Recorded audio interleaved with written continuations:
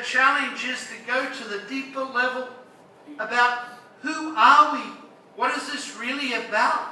What is this Jesus who is grabbing us and enticing us and literally loving us to death? What is this about? Go from the level of institution to the level of spirituality.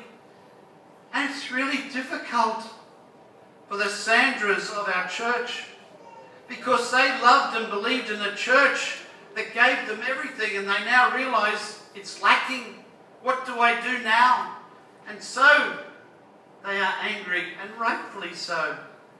But I think we need to go to the next level, to be sad, to let go to the deeper level, to see what is the Jesus who loves us really saying to us, and where is that Jesus taking us? Yes, come to Mass, celebrate Mass as we do, and I so look forward to coming here and love being here. But where is that taking us during our week?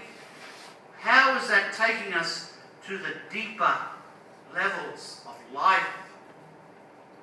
Jesus is presenting life to us not just as a destination, but as a journey of transformation, to turn us into the decent human beings we are called to be at the deeper level of life and love.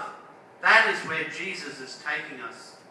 And what I share today is not to blame any bad priest, brother or sister, nor to blame a church that was, but to share that I realize, at least I do, I think many others do too, we need to let go and allow Jesus to take us to the deeper level.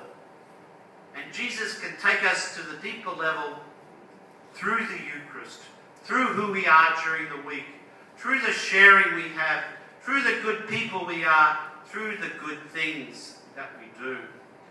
Well, I could go on and on, but I won't. But I'd like to share with you a simple story which I think shares it all.